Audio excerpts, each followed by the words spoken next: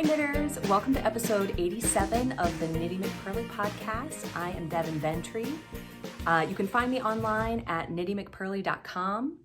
On Instagram, I'm Knitty McPurly, and if you want to email me, it's DevinATknittymcpurlyDOTcom. How's everybody doing? It was 4th of July, and then it was like 4th of July week, where everybody sets off the fireworks all night long for a week. I feel like it was less this year. The cost of fireworks has gone up, and so that quiets everybody down a little bit. It's been a lot of like late nights and sugar and people around here, I feel like. Everybody's a little tired and grumpy today in my house. It's a little overcast, poured down rain yesterday, but hoping for some sun later. That would be nice, get some porch knitting in. I hope you guys are all doing great. I hope your summer's going well. This is kind of like the midpoint of the summer, at least for me. Took me all of June to get myself together. And then by the time I'm like in the swing of summer, summer's over and it's ready to start school again. But whatever, it's all fine. One exciting thing that happened at my house this week is my husband bought me a robot vacuum. I've been wanting one forever and ever. And I just sent him a text like 2 weeks ago that said, if you love me, you will buy me a robot vacuum cleaner. And so he did. And it is so great. Like, it'll change your life. We are like, what other robot servants exist that can do stuff for us? Like you program the thing and it vacuums your house while you sleep and you wake up and the house is clean. I mean, you know, that the floor is vacuumed, which if you have a lot of people in your house, and like this weekend we've had extra kids sleeping over, like it's a lot of, and dog hair. I mean, it's a lot of stuff on the floor. So waking up to the floor clean is kind of a big deal. So it's been amazing. That's been a huge change in my life. That has been awesome, not knitting related. What else is going on in my life? My coffee maker is dying. And so I bought a coffee grinder and I'm using the French press to kind of make good coffee. This is my first attempt in here and it's mediocre. I think I need more coffee. I need more zip in my cup. Anyway, progress and shop news. I'm gonna lead this off with shop news, even though I do have progress, which I feel like is kind of awesome because I very often don't have any progress to show because it's all behind the scenes stuff, but this time I do. I am having a big sale tomorrow, Monday, July 11th, all day long from midnight my time, midnight, early morning my time until 11:59 my time, Eastern Standard Time. There is 25% off everything with the code SHOPAVERSARY3. I will send out a newsletter today. So, and probably one tomorrow too, just to remind you, because it is only one day only. 25% off all of the things. There's not a lot of yarn in there, but there is a little bit. But I got a lot of other accessories and knitting patterns, and absolutely everything is 25% off. So if you want to shop that sale, the code is SHOPAVERSARY3, only on Monday, not today. Today's Sunday. If you're watching this later in the week, I am sorry, my shop anniversary is on July 11th. 3 years I have had my shop in my own store. Started the podcast in 2016, started designing in 2017. But for the amount of time that KnittyMcPurly.com has existed, that's 3 years tomorrow, Monday, July 11th. So there will be 25% off everything. Go get it if you would like. Okay, progress. You guys, I told you last time how I was super motivated by working on the project that is the MCAL that accompanies the Advent calendar, which if you have not ordered one, go order an Advent calendar on my website. Present you, December you, is going to look back to past you and go, thank you so much for looking out for future me. Look out for future you and go get an Advent calendar. You'll forget that you bought it because everyone does. And then one day in October, boom, this amazing package is going to show up at your house with little presents in it for every day of Advent and a mystery knit along. So go get one.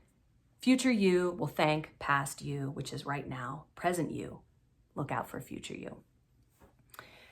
Anyway, I was working on that mystery knit along and I was knitting it and I was like, gosh, I love knitting. I haven't done it in so long. Oh my goodness, it's so great. So, you know, because that is based on how quickly I can get the yarn dyed, like I keep having to stop. So I had to put that down and I was like, well, I feel like knitting some more. I've got a porch and I've got good weather and I just want to knit. So I went and found a bunch of works in progress, which I have, I mean, not a ton, maybe 5 or 6 works in progress. And the first one I pulled out, that I talked about last week, is my 4th faux set. So the faux set is a cropped t-shirt, but this one, so this is the front. I did some short rows to make the back longer and curved. Also, because I was knitting this poolside at my sister-in-law's house, I did not go down a needle size, and I think it's fine, like you don't really notice it. Normally to knit a ribbing, you go down a needle size just to make it a little bit tighter. Also, because this ribbing is short, it's only like, you know, four rounds deep, it also takes on a little bit of that stockinette roll. You need more ribbing for it to really lay flat. But it's fine. It's not a big deal. I'm not going to undo it or anything and redo it. I probably will spray it with a little water and just, you know, try and block out a little bit of this roll. But I did a couple short rows along the back to make the back longer and have a slight amount of rounding. And I did, oh gosh, it looks terrible, doesn't it? I'm just going to put up the pictures because the pictures look better. I did German short rows along the back, and I don't think I'm going to look back from German short rows. These are, I think, better look. They're easier to execute than wrap and turn short rows. The ease comes especially in the when you're going around after you're done with your short rows and you have to pick up the wraps as you do on a wrap and turn short row. German short rows, you don't have to do that at all. And they look great. I just think they look a lot nicer. Let me see, I don't even know if you can see them. I don't think you can even, there's no trace. Yeah, there's just no trace of them doing the German short rows. Like, I suppose, if you can see right there, yeah, there they are. And when the camera shows up stitch definition, makes the stitch definition show up better. But in real life, you look at that and you don't see it. But I think I'm on team German short rows. That said, I've had people message me and say, this pattern says wrap and turn. Can I just sub in German short rows? You can. The stitch counts should work just fine. You can just sub in German short rows for wrap and turn short rows. And they'll look better, in my humble opinion, unless you're great at wrap and turn. If you're great at those, then why reinvent the wheel? They all serve the same purpose. So in addition to finishing that, which was huge because it's a whole sweater and it was mostly done, but you know how things are. Like, it doesn't matter how much is left. What matters is, do I have the will to finish it? Because the will to finish it is the difference between it sits in a bag forever and, oh, look, I'm wearing it, right? So speaking of that, I also finished this pair of cotton candy mittens. So this pair was born out of having scraps. This yarn is from 29 Bridges Studio, and this color, I think this is called Hot Date, and this color is called Dream. But I didn't have enough of either one to make a pair of mittens, so I mixed and matched. But I think they turned out great. I really like these mittens. My sister-in-law, who is not a knitter, was commenting on the pointiness. And one of them, I didn't actually look at the pattern. I think it was this one. This one's a little too pointy. I think this was the original one. But yeah, I mean, once you've done one pointy top, you can do another one, right? They look a little bit different, but just stop looking. Don't look so closely. That's true about all my knitting. Just don't look that close. Whatever is imperfect gives it character. But I was talking about the many different ways for both socks and mittens to do either a finger top or a toe cap. You know, there's a lot of different ways to do it, and they're all pretty much going to fit. I like the point. I just think it's cute. It reminds me of like a little elf hat. And a lot of the traditional Scandinavian mittens have the point. But you can do whatever you want. You can do short rows and Kitchener. I mean, you can do whatever you want to make a nice rounded top. Wouldn't that be cute? That would be really cute. So anyway, 2 whips done. I have in my mind new cast on ideas that I want to do, but alas, I don't want to take on any new projects right now because I'm still trying to write the pattern for the Everywhere sweater. And I say trying to write the pattern, but honestly, it's the knitting equivalent, or it's the knitting pattern writing equivalent of it's in a bag and in the corner. I will do it. I'm just not there right now. So that is where we are with that. All right, word of the week. Gosh, I left the book downstairs, but I'll put a picture of the book up. This week, we are going to talk about a word that is technically not a knitting word, but it's also an everything word. It's a ubiquitous word, not only in English, but in every language. And that is the word okay. I came across this last week when I was researching knitting words, and I thought how interesting to look at the origin of okay, because it's just so ubiquitous. So I found a book about it, and this book is very well researched, and it has a lot of detail and a lot of specific examples. So what I'm going to do here today is try and, kind of boil that down to, the high level information so that you don't have to wade through all the details unless you are interested in that, in which case you can find this book on Amazon. I think it was like $10. It wasn't very expensive. Okay, so this part is really interesting. In 1839, among newspaper editors, it was popular to abbreviate things, but not only to abbreviate them, but to abbreviate the misspelling.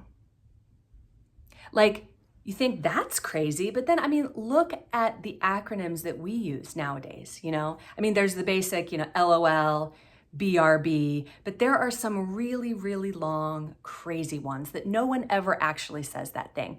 They did the exact same thing back in 1839 in the newspaper. And that connection, that's my first connection that was super interesting and kind of unexpected. It's easy to think that the period of history that you're living in is unique and people are just the way they are, and no other period of history was ever like this or could ever understand the unique way we are now, and that's just not the case. Human nature is human nature is human nature, and so many things that happened just back in this one time period that I'm focusing on are so common to this period now. So in addition to making things abbreviated, they also like to misspell them.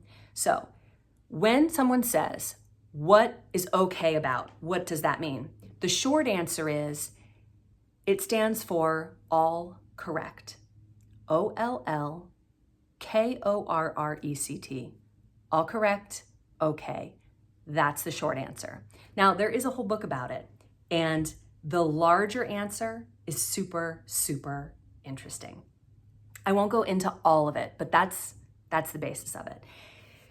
So, but then you might say, well, so what? Some newspaper guy made one abbreviation in 1839. Why is this a big deal? That's the question. Why is it a big deal? Why did it catch on? And my personal theory, this is outside of the book. This is just me thinking about it. If you've ever read Malcolm Gladwell's book called The Tipping Point, Chapter 2 of The Tipping Point, he talks about people who are connectors. Connectors, mavens, and salesmen is the name of the chapter. And there are just some people who can spread things in a way that other regular people can't. And my theory is that this newspaper editor was like that. He was somebody who people looked to and people were interested in, and he said things that got people talking.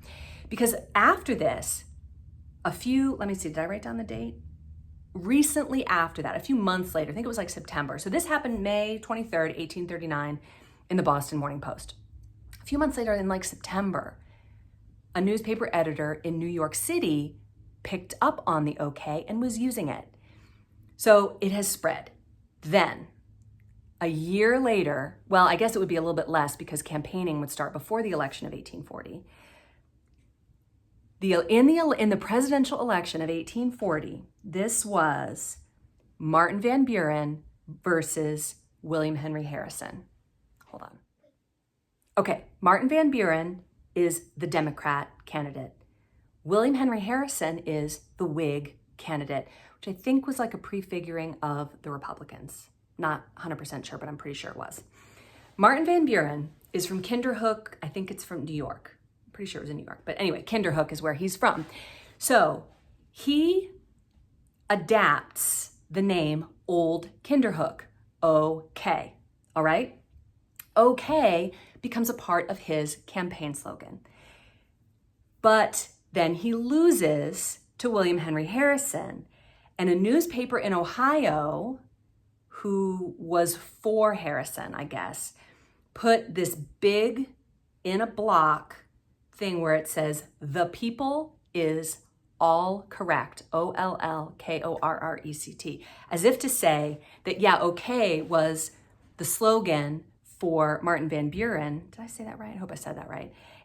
But actually, the Whig Party, because they won, were going to adapt this okay for themselves. Reading about this election was so interesting to me. This is the second thing that I thought was super interesting. Because in the book, it has the details of the banter between the Democrats and the Whigs, and it's just like today. I think today it's maybe a little more heated because of things like social media, but essentially it's the same. There was fake news about different candidates. They made up lies about them that were literal lies. But if you printed it in the newspaper, then people believed it. And it was just like, people never change. People are people. And history is just repeating itself. So don't freak out about things that happen in the newspaper and in politics and whatever else, because it's all happened before and we're still here. Okay, so it goes on because still you could say, well, why didn't it die after the election? Okay, because this is the reason why it didn't die. And a lot of people point back to this thing I'm about to tell you and say that this was the origin of okay, but actually it's the one that I just described. So back in the 1828 election, and the reason this comes up after 1840, I can't remember why, it's in the book, but back in the 1828 election, Andrew Jackson was one of the candidates, and he, I guess, won. I mean, I know Andrew Jackson was a president, but I'm not sure if that was the year that he won.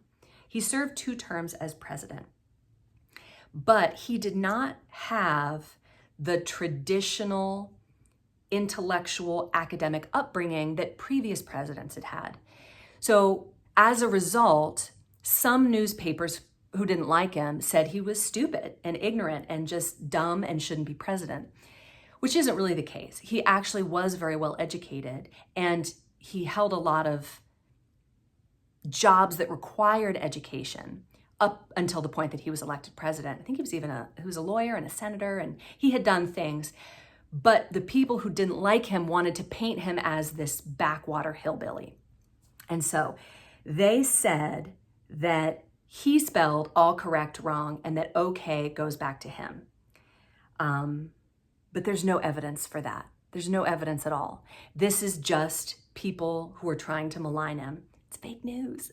1840 had it too. Crazy. But this story is more famous than the one from the Boston newspaper because people liked it. Like they liked saying, oh, that Andrew Jackson, he was just such an idiot, such a bad speller, such an ignorant backwater kind of guy. It was just kind of a more colorful story. And so there are some people, publications, scholars, whatever, who will say that it dates back to him. But there's no evidence for that. All of the evidence points to the Boston, whatever it was called, Boston, Morning Post from 1839. Anyway, I just thought that was so interesting. I know it's not specifically knitting related, but all knitting is okay, right? I guess if a knitting pattern is okay, that means it's all correct. But it's so ubiquitous. And the book goes through why it is picked up in other languages and how there are tons of these little things that either sounded like okay or it was destined to catch on and it was destined to be picked up. If you have interest in it, read the book. It's really interesting. All right, topic of the week. This week's topic is something super new as far as I can tell. It's new to me, and in my internet searches, I have had a hard time finding any details on it, so I think it's just in its infant stages, and that is dip stitches. Have you heard of dip stitches? If not, I'm going to tell you a little bit about them. The only online tutorial for dip stitches, maybe not the only one, the only one that I have found that shows it close up is from Knitty McPurly Designs on Instagram. If you go follow her on Instagram, she has a couple little tutorials for where it's close up and she shows you how to do the fan and the bobble. I think there might be some too on YouTube, but not a lot, not very many. There are not very many patterns that I could find. Today, when we get to knitting fantasies, I have a couple. I could only find 2 knitting patterns that use this technique. So I just thought it would be fun to kind of try it out. So I'm going to insert a little video here of me playing around with dip stitches. This is definitely not I'm not God's answer to dip stitching. This is just me playing around, trying things out and trying to work it out on my own. I'm putting it here for your entertainment, not so much for your education. I'm trying to do what Nelia did on her Instagram, but she does it better. So if you want like a tutorial, go look her up on Instagram and you can see that there. And maybe in time, more tutorials will appear on YouTube and whatnot. But this is something that's new and we're figuring it out. So here you go. Okay, so today we're going to talk about dip stitches. This is a totally new topic to me. I had not even heard of them until the other day on Instagram. I came across a knitter who was demonstrating them, and I will link her profile down below. She has some good tutorials. So that led me on a internet search for more information about dip stitches, and apparently it seems like these are new, like they've just come up with them. And people, I kind of feel like this is uncharted territory and we can kind of do what we want here. I have a couple that I'm going to demonstrate for you today, not as a, like, take my advice as an expert. I am just as much a beginner as anyone else, but just, I wanted to show you Knitty McPurly, I think is the name of the knitter who put them on Instagram. And I wanted to just link her videos here, but Instagram doesn't allow you to do that for whatever reason. But anyway, you can go to her Instagram and see her do these stitches for you. So my first impression about dip stitches is that they are interesting and new, and I was super excited about them at first. However, when I saw some of the finished products of, the finished knits, I was a little less excited, a little less enthusiastic. They just weren't that interesting to me. So I don't really know where I stand on these right now. So let me just show you. Now these are kind of a disaster. I don't like these at all, but this is just me playing around. I'm just playing around at this point. This is, if you try and do a dip stitch bobble, which I'm going to demonstrate first, but you don't finish it, you don't do the passing the stitches over, you get something that looks like this, which I think is really cute. It's like a little croissant or something.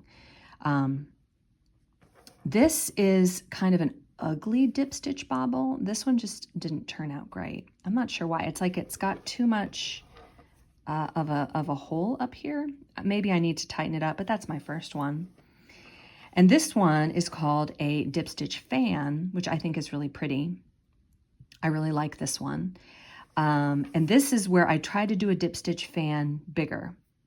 And that turned out pretty good too. I think the smaller one looks a little bit better. But I'm gonna go ahead and demonstrate for you a dip stitch bobble.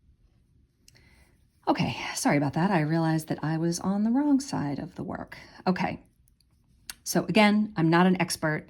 I don't know if Nelia is an expert either, but she definitely has tutorials for this on her Instagram, which I will link below.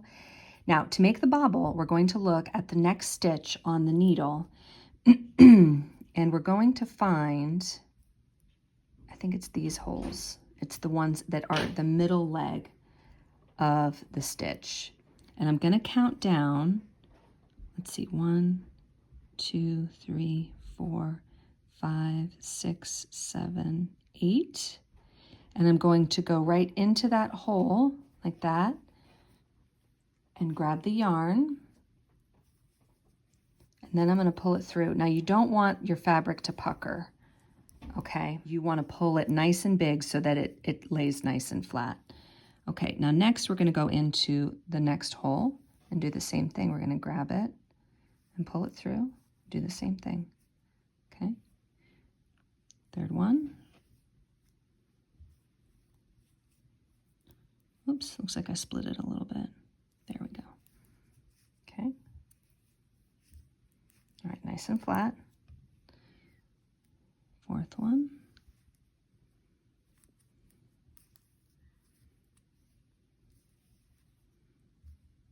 I'm just going up the ladders. 6, 7, and then the last one I'm going to knit into this stitch through the back loop. Oops. Okay. Now we slide it off. Through the back loop? Doesn't look right. Let's try it through the front loop. Yeah, that looks better. Okay, so that is the first step of the bobble. Now what I did to make this one is I just left it like that. And then when I came back around on the back side, now this I didn't do as many. I just did, rather than 8, I just did like what, 4 or 5. And then I think it was 5, and then I knit 5, I purled 5 together on the back side. But what I'm gonna do to make this bobble, and I'm gonna try to avoid what happened here, where it just looks too loose at the top. I don't know if I can do that. We'll give it a try. Okay, is we're gonna just take this one and pass it over.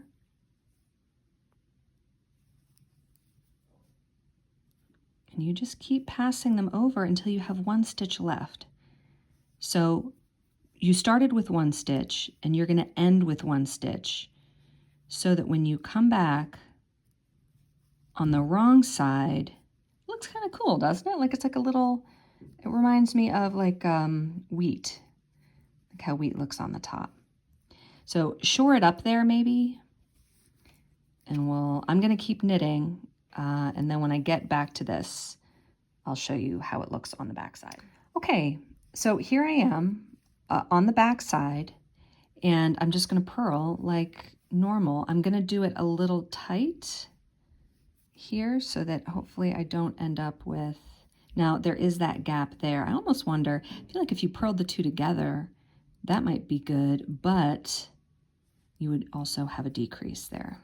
So then you have to increase again on the front side, and that just feels like it might be problematic.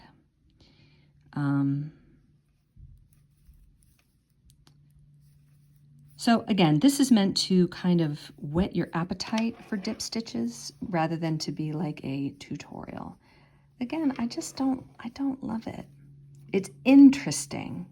It's interesting. I could see it maybe in a shawl. This looks a little bit better, but you saw I tried to go tight and you still get kind of this open spot at the top. But you know, a regular bobble is a little bit like that too. You know, you're gonna have it, if you make 1 stitch into lots of stitches and then back into 1 stitch, it's going to look a little bit bumpy, like you're going to have a lack of perfection there. Okay, so I'm just gonna knit over to a spot where I'm going to work a fan, and I will do one with 3 stitches. Again, go check out Nelia Plasky Designs on Instagram, and she has a great tutorial for how to do this. You can also see the finished shawl that she's making because she has finished it. And that kind of gives you an idea of what it looks like when it's all put together. I have seen this done on hats. There's a couple of hats I'm going to talk about in the Knitting Fantasies segment. You can make your own decisions about those. Okay, so now for this, I'm going to count over 1, 2, 3, and then I'm going to go in between those 2 stitches, and I'm going to count down 1, 2, 3, 4. I think that's right. I think it's 3 over, 4 down, pretty sure. And go into that hole. Now, one thing that's important, and this is something that I learned in my internet search, is you do want it flat. You don't want your fabric to pucker. Okay, so there's 1. Now I'm going to knit 1. Okay. And there's 2. Knit 1. And there's 3. Knit 1. Okay. And so there we get basically a fan. So I will show you how we work that on the reverse side. So what do you guys think? These are interesting, right? Like, I just found them to be really interesting looking, and I thought they looked fun to work, but I kind of feel like I said, this is uncharted territory. Like, we can come up with our own things. The question becomes, I think, how do we write this in a pattern? I think that there are some suggested ways, but it's not like, you know, knit 2 together, where there's like a pretty typical way of identifying that in a chart. So anyway, that's the basic gist. Now, this is pretty easy to work on the back side. It's not quite as simple as the bobble, because you had 1 stitch, and again, you have 1 stitch. Now we have these kind of double stitches that we're coming up on. Whoops. Okay, so I'll show you. This is what Nelia does. Now, what she does, you can see that each one is a purl bump next to what is not a purl bump. I think that is that's our dip stitch that's pulled through. And we are going to purl those together through the back loop. So to purl through the back loop, you come in from that direction and you purl. Okay, and that's purling through the back loop. You come in through, let's see if I can make it clear. You come in through the back side like that and purl those together. So then you have the same number of stitches as before. You are not adding or subtracting any. And that's really the most critical part is, you know, have I increased or decreased, and was that my intention? Now this last one, purling through the back loop, gives it kind of a twist. What if I didn't do that? What if I just purled that last one regular? Let's try it and see what happens. There, so I went back and I tinked back. Yeah, and if you don't purl through the back loop, it gets a little bit loose looking. But I do like that. It looks flatter that way. This is a part of knitting that we don't really see, is and you know, it's got that little bump there too. So I guess that twist, let me undo it and purl it through the back loop again and see if I like that better. By twisting it, it makes it tighter and kind of removes the holes. Yeah, I don't know. It kind of has it either way. But anyway, you can make your own decisions there. Here I did that. I purled through the back loop, and you can see that kind of line right there. maybe the doing and undoing has loosened it up a little bit, but anyway, I hope this has whet your appetite for dip stitches. You can get more information from Nelia. There are a few other videos that I have found that I can link below and use those as tutorials. Mine is more of a, let's try it and see what happens. Okay, guys. Fantasies. My first knitting fantasy is the Easy to Knit Double Dip Ribbed Hat by Marley Bird Knits. This is a really cute hat. It has these kind of, it looks like a rib that goes up the front of it. I believe this is a free pattern, but I will link it down below.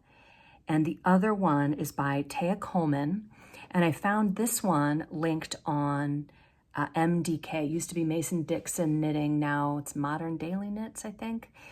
But this is another pattern that uses the dip stitches. So go check those out. They are linked below. So here's what happened. Today's story comes from Karen, and she tells a really interesting story about genetic memory, which is super interesting. I don't know anything about it other than it's an idea that people who are genetically related, even if they grew up apart, have a similarity or a consistency or a togetherness. And so she tells the story about her knitting, which is super, super interesting. She says, my parents divorced when I was a baby, and I went to live with my mother in Chile and other countries. So apparently they moved around a little bit. Although her mom, her grandmother, so she went to live with her mom in Chile, and her mom's mom, her grandmother, and her brothers lived in the US. So her mom in Chile remarries, and her stepfather's mother, so it would be like her step-grandmother, I guess, when she was 9 years old, taught me how to knit English style. And here I think is what makes the story so interesting, because, correct me if I'm wrong, but in English style knitting, you hold the yarn in your right hand and you throw it, right? I knit continental, so I hold the yarn in my left hand. She says, so they only knit for one summer, but she learned English style. For many other reasons, I did not see my step-grandmother again, but I did continue knitting. At that time in school, we had knitting classes as part of the arts and crafts schedule. Why do we not have this here? Why is this not a thing everywhere? I don't know. She says, I did travel to the US once in a while to visit my dad and my mom's family, but I don't ever remember seeing my grandma knit. That is her mom's mom, the one in the US. A couple years ago, one of my uncles, who is a photographer living in New Jersey, who knows that I, Karen, am an avid knitter, sent me a picture of my grandma's hands knitting, and my heart missed a beat when I saw how she was holding the needles, because it is exactly how I hold them. So here is a picture of Karen holding her needles on an airplane. And here's a picture of her grandma holding her needles. And they're both continental.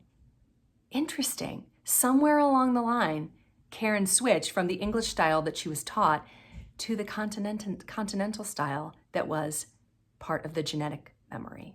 So interesting. She says English is her second language, and so I think her story was very clear. It's a little bit of, step parents and people moving to other countries, but I think we can all follow that. But how interesting. Isn't that cool? It's like what she was taught was overridden by the genetic memory. Cool. Thank you so much for this lovely story, Karen. If you have a knitting story that you would like to share, send it to me, DevinATknittymcpurlyDOTcom. I would love to read it. You can write it out as Karen did. You can send me a video. If you want to include pictures, that's great. I love showing the pictures. Thank you so much for joining me. This has been kind of a crazy day. Partly because my husband was like, you're not looking at the camera when you podcast. And so I have a couple trials where here's me looking at the camera, but What this is me looking at a black spot. And I am a people person and I need to talk to a face, even if that face is my face. I'm sorry. I'm just gonna look like an 80-year-old grandma trying to take a picture. Or maybe I should just back up a little bit and be a little more like,